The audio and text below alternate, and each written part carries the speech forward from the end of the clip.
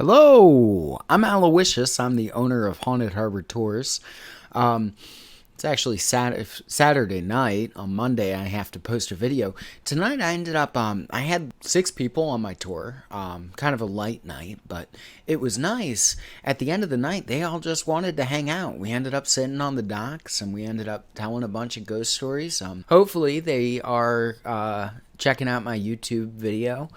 And if so, thank you guys for being just so awesome this weekend. This was probably one of the best Saturday night ghost tours I've had in a while. So thank you all for such a pleasant evening. Told them a bunch of my personal ghost stories.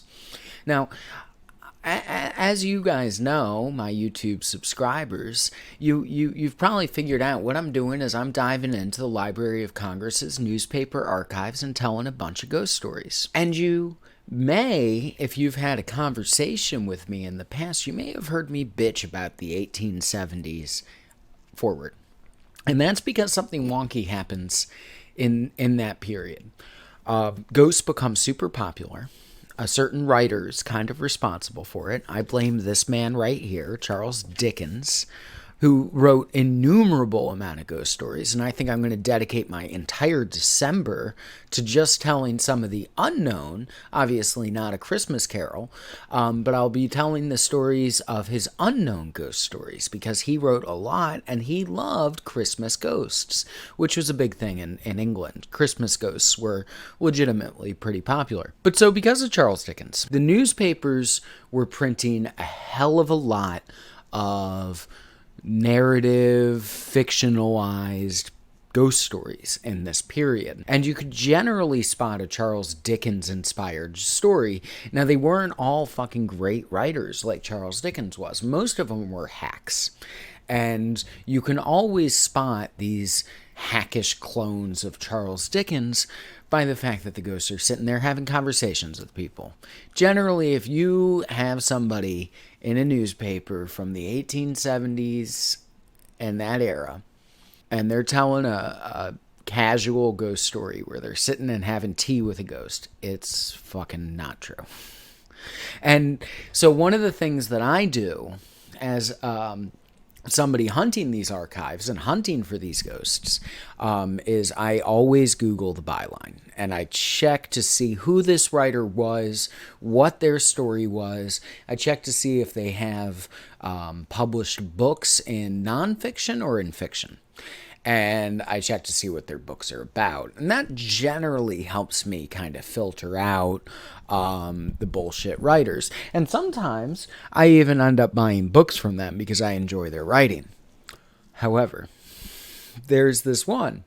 It was showing up in a bunch of newspapers. I've been ignoring it for months and months and months. It really, even when I first opened Haunted Harbor Tours, this story was popping up. And it was ignorable.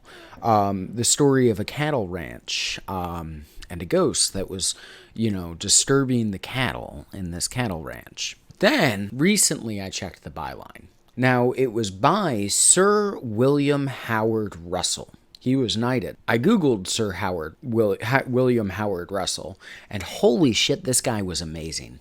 He is considered one of the first wartime correspondents. From March 1820 to 1907, he was an Irish reporter who was on the front lines of battlefields around the world.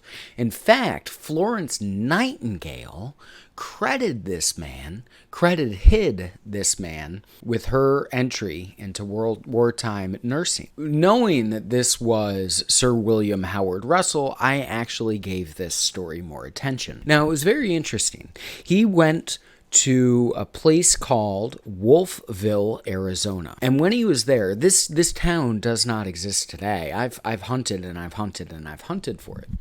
And in Wolfville, Arizona, he meets up with a bunch of cattle rustlers, people who are just basically cowboys, what we would refer to as cowboys today. However, modern day Hollywood has kind of changed what it means to be a cowboy. Back then, it was just the guys that were moving cattle around the states. But he's asking these guys about the ghosts. Like, he's gone to Arizona to find out about these ghosts. And they're all sitting there at a fire late at night, and they start telling them. Here's what these guys were saying. This banshee has fire eyes, like literal flames coming out of its eye sockets. And it's riding on a pony, also with fire eyes.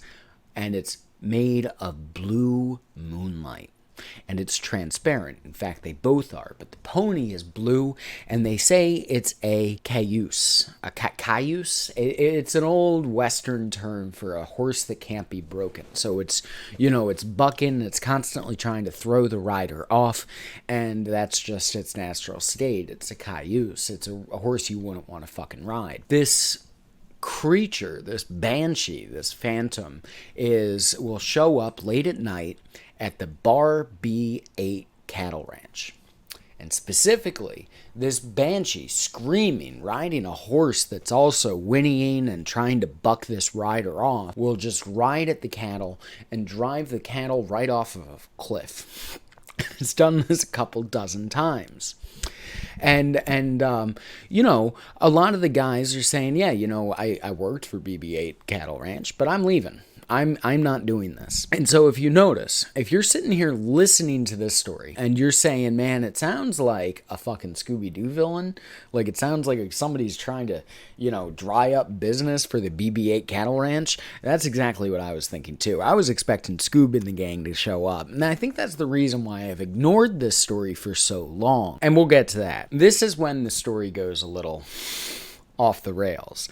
You see, these cowboys have convinced this journalist, Sir William Howard Russell, to go and buy him some drinks at a bar. And one of the guys wants to show Sir William Howard Russell how tough he is. This is a wartime correspondent. I think they've probably read some of his papers, those who can read, and they wanted to impress him. They wanted to show him how tough they were. He's met men all over the world, and they're going to prove that they're some of the best. Right. And so they start talking. They're going to a pub. They're talking about which pub to go. And they say, if you want to get a fight, we got to go to this pub. And all you got to do is say something racist to the bartender.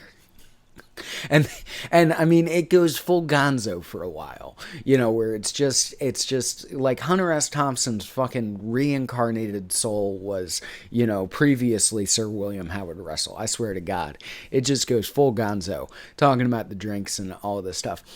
And most of it's just conversations they have at this bar. But at some point, somebody suggests that it is a Scooby-Doo style villain. They say, who I think it is? I think it's the school teacher. And, he's been messing around. He's a chemist as well. And he's been drinking a lot of the chemicals he's making. And he's getting high. And what I think he's getting high. And the fire starts lighting up in his eyes. And he goes out on this fucking wild horse that he can't tame because he's a school teacher. And he's driving the candles off of the side of the cliff while he's all hied up. And then he's hungry and he starts eating them. And a medical doctor chimes in a little later and he says, as Pete foresees, this ghost ain't none other than the wise little Jose Miguel, the schoolmaster who's up on drugs and chemicals. The blue glimmer is phosphorus, and them fire eyes is two of these year little lamps, like miners' packs in their camps. Now, okay, so they've just chalked it up to this guy. I guess they're going to go mob and fucking hang the school teacher or whatever. Like, fine. It's a weird story. And I've never really wanted to cover it. But the fact is I think it's an interesting look at what I have to shift through in the Library of Congress. Because here's the thing. Sir William Howard Russell didn't actually print it. And he was not actually, he didn't go out to Arizona. He didn't have anything to do with this. I'm going to throw this story in its full up on my Patreon, so those who are my patrons can read it. It is quite an interesting story if you read it from the idea that it was written by Sir Howard Russell. However, it was actually written by Alfred Henry Lewis, a hack writer who wrote a bunch of books that are totally forgotten today. And they all happen to be centered around a town called Wolfville, Arizona, a western town. And he wrote, dime store cowboy westerns, which this very much is. And I guess he couldn't get this one published, so he changed the name that he was submitting under to a more famous journalist, Sir William Howard Russell, so that he could collect the printing rights. Anyway, guys, I'm Aloysius. I am the owner of Haunted Harbor Tours. Please give me a like. Definitely hit subscribe. I really could use the subscribers. I'm trying to grow, and I'm also hopefully going to be able to do something about the visual dullness of this. I would like to be able to do some flashy, maybe get some little dancing cartoon characters. I don't know what you kids want on YouTube. But let me know in the comments, what kind of things would you like for me to flash this up a little bit? Make this a more exciting kind of YouTube experience. But only comment if you've already hit subscribe. Anyway, I'll catch you soon. I think I have a bonus video coming for you this week. Expect an opening of some tarot cards. I bought some bootlegs off of Wish.com. I want to find out how shitty they are. All right, well, I'll catch you guys soon.